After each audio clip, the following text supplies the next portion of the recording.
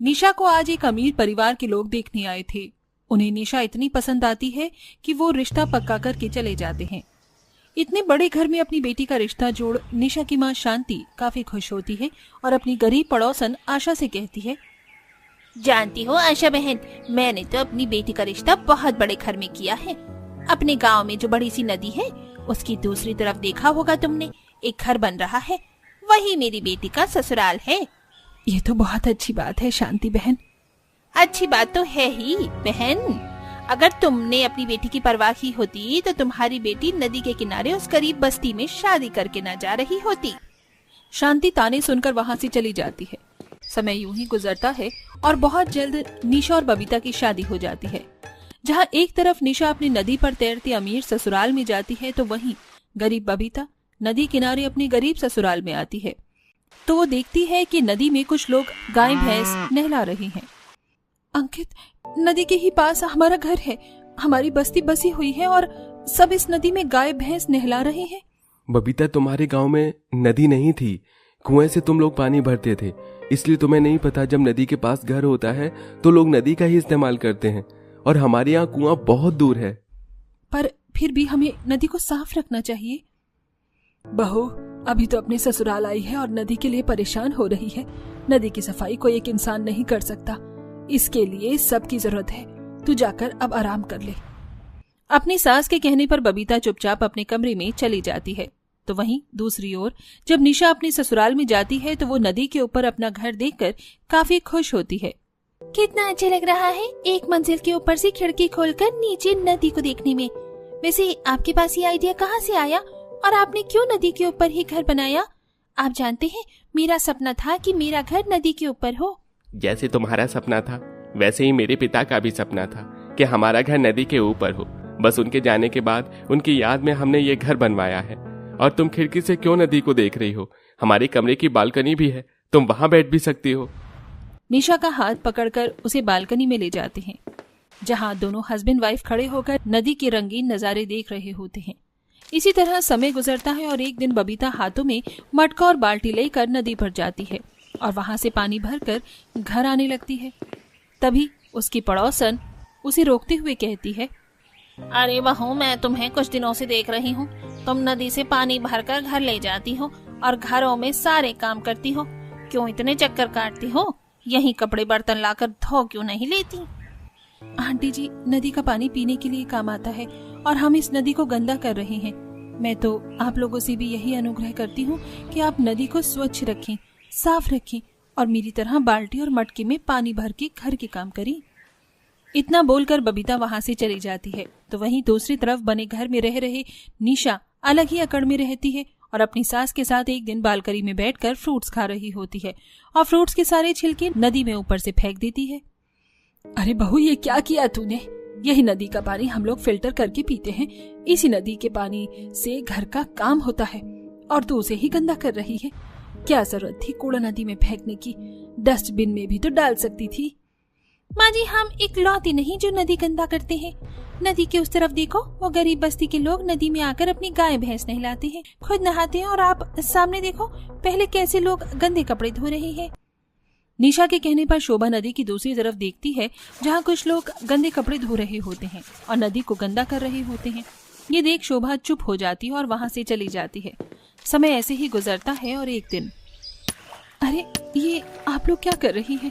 क्यों नदी खराब कर रही है? अगर नदी का पानी खराब हो गया तो जानती है कितनी बीमारियां फैल जाएंगी। सुमित्रा बहन, तुम्हारी बहू बिल्कुल सही कह रही है, हमें नदी को साफ रखना होगा। भाइयों बहनों, आप सबसे अनुरोध है कि जैसे हम लोग बाल्टी में मटके में पानी भरकर घर ले जाते हैं और फिर काम करते हैं, वैसे ही आप लोग भी करें।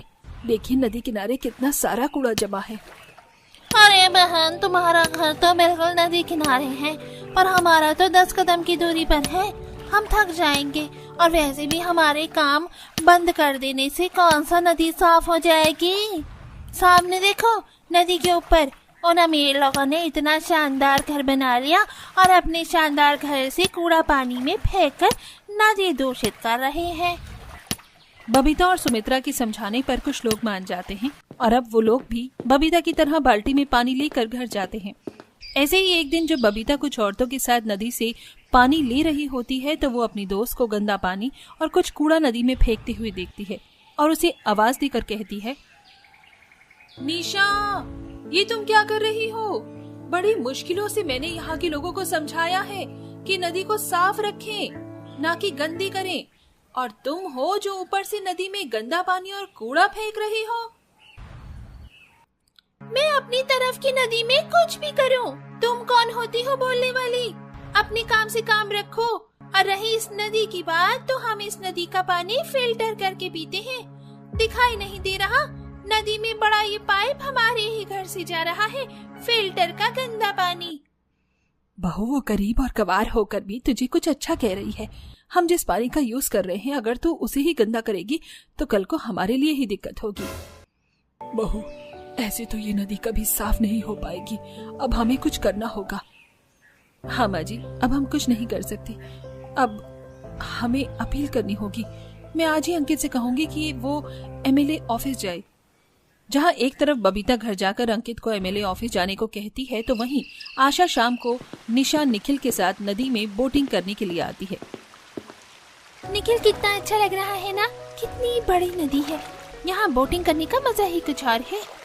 सही कहा तुमने। मैं तो सोच रहा हूँ कि रोज शाम को जल्दी आकर तुम्हारे साथ एक बार बोटिंग कर लूँ। एक मिनट निखिल, हमारी बोट तुम नदी के उस पार लगाना। वो लड़की देख रहे हो, वो मेरे ही गांव की है। ये मुझे बड़ा ज्ञान दे रही थी, आज इसे मैं बताती हूँ। निशा नदी की दूसरी तरफ जाकर अपनी बोट से उतरती है और बबीता से कहती है, तुम गरीब जिनके घरों में सफाई नहीं है, वो क्या ही नदी साफ करेंगे? और अगर नदी गंदी हो भी गई तो इससे मुझे नहीं दिक्कत होने वाली, समझी? क्योंकि हम तो फिल्टर वाला पानी इस्तेमाल करते हैं। यही पानी फिल्टर होता है और गंदा पानी इसी नदी में आता है। दिक्कत तुम्हें होगी, इसीलिए तुम सोचो। इतना बोलकर एक बार फिर निशा निखिल के साथ बोट में बैठकर वहाँ से चली जाती है। समय यूं ही गुजरता है और एक दिन, माँ जी, आरओ चल नहीं रहा, पानी अब भी खारा खारा आ रहा है। घर का कोई भी फिल्टर सही से काम नहीं कर रहा। बहू, नदी के ऊपर घर है, यहाँ तो पानी का कोई दूसरा जुगाड़ भी नहीं है, और तू इस नदी को ही गंदा कर रही थी। इस पानी को ना हम पी सकते हैं और ना ही इस्तेमाल में ला सकते हैं। एक काम कर, मेरे बाथरूम में थोड़ा सा पानी रखा है, तू उसका इस्तेमाल कर ले खाना बनाने में। इतना बोल शोभा फिल्टर ठीक करने वाले को बुलाती है और शोभा को पता चलता है कि फिल्टर ठीक होने में कम से कम 1 हफ्ता लगेगा और ना चाहते हुए भी शांति और उसके पूरे परिवार को नदी का गंदा पानी इस्तेमाल करना पड़ता है। तो इसी बीच बबीता भी एमएलए के दफ्तर जाकर नदी साफ करने की अपील करती है और वहां नदी साफ करने वाले आते हैं। नदी के एक तरफ जहां नदी की सफाई चल रही होती है, तो वहीं गंदा पानी इस्तेमाल करने की वजह से निशा की तबीयत खराब हो जाती है। माँ जी, मुझे पूरी बॉडी में खुजली हो रही है। देखिए ना कैसे दाने निकल गए हैं। मैं अब इस पानी का और इस्तेमाल नहीं करने वाली। सही कहती थी मेरी दोस्त बबीता। माँ, कोई भी मीठे पानी का गाड़ी या पानी डिलीवरी करने वाला यहाँ नहीं आना चाहता, इसलिए मैं सिर्फ पीने के कुछ ही बोतल लेकर पानी लेकर आया हूँ। बेटा, बहू 2 दिन से नहाई नहीं है और ना ही उसने मुंह धोया है इस गंदे पानी की वजह से। अब तो बहू को एलर्जी हो गई है, तो नदी के दूसरी तरफ बहू को ले जा। निखिल निशा को बोट में बिठाता है और नदी की दूसरी तरफ जाता है। नदी की दूसरी तरफ का पानी बिल्कुल साफ होता है और जब निशा वहां पहुंचती है तो वो देखती है कि उसकी दोस्त नदी का पानी ले रही है और बबीता निशा की हालत देख उससे कहती है, अरे तुम्हारी हालत कैसी हो गई? पूरे शरीर को क्या हुआ? ये मेरी ही गलती का नतीजा है बबीता। तो मुझे समझाती रही और मेरी सास ने भी मुझे समझाया, पर मैंने किसी की नहीं सुनी और आज उसका नतीजा मुझे मिल गया। मैं यहाँ तुम्हारी नदी का पानी इस्तेमाल करने के लिए आई हूँ। जैसे तुमने अपनी नदी का पानी साफ करवाया, वैसे मेरी तरफ की भी नदी का पानी साफ करवा दो और हम फिल्टर का गंदा पानी दूसरी तरफ कर देंगे ताकि नदी गंदी ना हो। और मुझे माफ कर दो मेरे बुरे बर्ताव के लिए। उस दिन निशा को अपनी गलती का एहसास होता है और वो अपनी दोस्त से मदद लेती है। कुछ दिनों में निशा बबीता की मदद से अपनी तरफ की नदी भी साफ करवाती है और फिल्टर का गंदा पानी एक गड्ढे में डालती है और नदी में भी कूड़ा फेंकना बंद कर देती है। अच्छा माँ माधवी, मैं निकलता हूँ। आज सबसे ऊंची चोटी वाली पहाड़ी पर काम चल रहा है, तो पहुँचने में भी समय लगेगा। तभी बूढ़ी गंगा परवाह जताते हुए कहती है, अच्छा मोहन बेटा, सावधानी और सतर्कता से जाना। आजकल हमारे पहाड़ी इलाके में भूस्खलन ज्यादा हो रहे हैं। तेरे काम पर जाने के बाद सारा दिन दिल पर हाथ रहता है कि कहीं दुर्घटना ना हो जाए। बोलते बोलते गंगा की आंखें डबडबा जाती हैं। पूरा परिवार भावुक हो जाता है। माँ, हम जैसे गरीबों का जीवन तो इसी तरह से कटता है। परिवार का पेट भरने के लिए हमें जोखिम भरा काम तो करना ही पड़ता है। अच्छा, मैं निकलता हूँ। माधवी, दोपहर में रोटी ले आना। मोहन अपने गरीब परिवार के साथ कश्मीर के पहलगाम की ऊंची पहाड़ी पर बसा हुआ था। पहाड़ी मजदूरों का प्रत्येक दिन कठिनाई और चुनौतियों भरा होता है। मोहन भी उन गरीब मजदूरों की तरह पत्थर काटकर रास्ता बनाने का जोखिम भरा काम करता था। जहां कश्मीर में खाने का होटल खोलकर बैठे लोग अच्छा खासा कमाते हैं, वहीं मजदूर का जीवन सबसे खराब है। अरे बहू, इतनी चिलचिलाती धूप में चूल्हे पर रोटी बनाने की क्या जरूरत थी। सवेरे मौसम ठंडा था, मोहन के लिए भी तभी बना देती। माँ जी सुबह रोटी बनाकर रख देती तो अभी तक बर्फ जितनी ठंडी पड़ जाती। आपको तो मालूम है मोहन जी को गर्मा गर्म रोटी पसंद है, इसलिए चूल्हे की रोटी बनाकर ले जाती हूँ और एक आधी ताजी सब्जी बना देती हूँ तो वो बड़े चाव से खाना खा लेते हैं। सारा दिन कड़ी धूप में मेहनत करते हैं, अगर खान पान अच्छा नहीं होगा तो शरीर कैसे चलेगा। अपनी गरीब बहू माधवी की बात पर गंगा उसकी प्रशंसा करती है।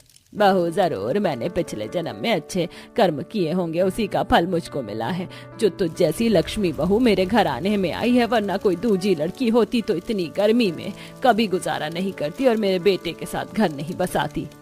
माँ जी, आपने और बाबूजी ने भी तो मुझसे और नीतू में कभी भेदभाव नहीं किया। अच्छा माँ जी, मैं खाना पहुँचाने जा रही हूँ, ये मेरी प्रतीक्षा कर रहे होंगे। हाँ जा बहू, ध्यान पूर्वक जाना। माँ, पिताजी को खाना पहुँचाने मैं भी आपके साथ चलूंगी। सहर बिटिया, तुम घर में रहो, बेवजह थक जाओगी। माँ, मुझको ले चलो ना, वो दूध जैसे सफेद अंग्रेज अंकल हमारा कश्मीर घूमने आए होंगे ना, मैं उन्हीं को देख लूंगी। ले जाइए भाभी, हमारी सहर को घुमा ले आना। माधवी अपनी बेटी को लेकर पहाड़ी की चढ़ाई करने लगती है, जहाँ गर्मा गर्म मैगी का स्टॉल देखकर सहर ललचाते हुए खरीदने की जिद करती है। माँ देखो ना, कितनी यम्मी और टेस्टी मैगी है, मुझे पहाड़ों वाली मैगी खानी है, खिला दो ना प्लीज, कितनी चटपटी लग रही है। सहर बेटा, मैं तुम्हें घर पर चलकर मैगी बनाकर खिला दूंगी। इस स्टॉल वाला बहुत ही महंगी मैगी बेचता है, हम गरीब लोग इतनी महंगी मैगी खरीद कर नहीं खा सकते। ठीक है, कोई बात नहीं माँ। तभी लालची मैगी वाले की एक टूरिस्ट के साथ बहसबाजी हो जाती है। अरे भाई साहब, आप बेफालतू में सुबह सुबह क्यों किचकिचबाजी कर रहे हो? अगर आपको मैगी का रेट ज्यादा लग रहा था तो पहले ही नहीं खाना चाहिए था, मगर अब तो आपने खा लिया तो पैसे चुकाने पड़ेंगे, वो भी पूरे 400 रुपए। अरे ये तो सरासर धोखाधड़ी है। अरे बोर्ड तो तुमने 200 रुपए प्लेट मैगी की लगा रखी है और 400 रुपए तुम प्लेट वसूल कर रहे हो। हमें कश्मीर से बाहर का जानकर ठग रहे हो तुम। उस टूरिस्ट की इस तरह की बातें सुनकर लालची मैगी वाला भड़क कर दिखाता है। अरे ठगना किस बात का भाई? कश्मीर के वादी में मेरी जितनी टेस्टी मैगी कोई बनाकर नहीं बेचता है। 400 रुपए से 4 आना भी कम नहीं लूंगा मैं। कश्मीर के पहाड़ों में जीवन कितना कठिनाई भरा हुआ है। एक मैगी का पैकेट भी 50 रुपए का मिलता है, उसमें तेल मसाला लगाकर बनाता हूँ, रेट तो हाई फाई लगेगा ही ना। आखिर में बेचारा टूरिस्ट मैगी वाले को 400 रुपए दे देता है। इस मैगी वाले ने तो लूट मचा रखी है, ऐसे तो हमारे कश्मीर का नाम खराब हो रहा है। इसके अलावा यहाँ पर कोई और मैगी नहीं बेचता, तो ये खूब फायदा उठाता है। माधवी खाना लाती है, जहाँ पसीने से तर बेचारा पत्थर तोड़ रहा था। ले आई खाना, लाओ दे दो। मुनिया को किस लिए ले आई? कितनी कड़ी धूप है, तुम घर चली जाओ, मैं टिफिन ले आऊंगा शाम को। अच्छा जी ठीक है। खा पीकर मोहन दोबारा से पत्थर तोड़ने लगता है। तभी एकदम से पूरी कश्मीर की धरती कांप जाती है और एक चट्टान का टुकड़ा टूटकर उसके पैरों पर बुरी तरह से गिर जाता है, जिससे दोनों पैर जख्मी हो जाते हैं। अरे मोहन तो ठीक तो है। अरे भाई लोगों, उठाओ इसको, अस्पताल ले जाना पड़ेगा। अस्पताल में इलाज करवाकर मजदूर मोहन को घर छोड़ जाते हैं। बेचारे गरीब परिवार वाले दुखी होते हैं। मोहन बेटा, तुझको चोट कैसे आई? पिताजी, बड़े जोर का भूस्खलन हुआ था। वहां तो सारे मजदूर समय रहते अस्पताल लेकर चले गए, वरना दोनों पैर काटने पड़ते। डॉक्टर ने कहा है 2-4 महीने घर पर रहना पड़ेगा। ये भगवान, घर का इकलौता कमाने वाला भी घर पर बैठ गया, अब घर का खर्चा कैसे चलेगा? मुझे तो यही चिंता खाई जा रही है बहू। अभी खाना बनाने के लिए राशन पानी भी नहीं है। नहीं माँ जी, राशन खत्म हो गया है, लेकिन मैं कुछ बना लूंगी। पूरे परिवार को तसल्ली देकर माधवी रसोई में आकर मैगी उबालने के लिए चढ़ा देती है। इस एक पैकेट मैगी में पूरे परिवार का पेट भरना तो असंभव है, जुगाड़ लगाना पड़ेगा। माधवी मकान से बाहर आती है तो अपने पहाड़ी वाले खेत में उगाई ताजी सब्जियां जैसे कि मटर, गोभी, प्याज वगैरह तोड़कर अंदर लाकर स्वादिष्ट सब्जी वाली मैगी बनाकर सबको परोसती। अरे वाह मम्मी, तुमने कितनी यम्मी हमें टेस्टी टेस्टी मैगी बनाई है। सच में माधवी, तुमने बड़ी लजीज और चटपटी मैगी बनाई है। ऐसी बढ़िया मैगी तो वो लालची स्टॉल वाला भी नहीं बना पाता, जबकि 400 रुपए प्लेट लोगों को बेचकर ठगता है।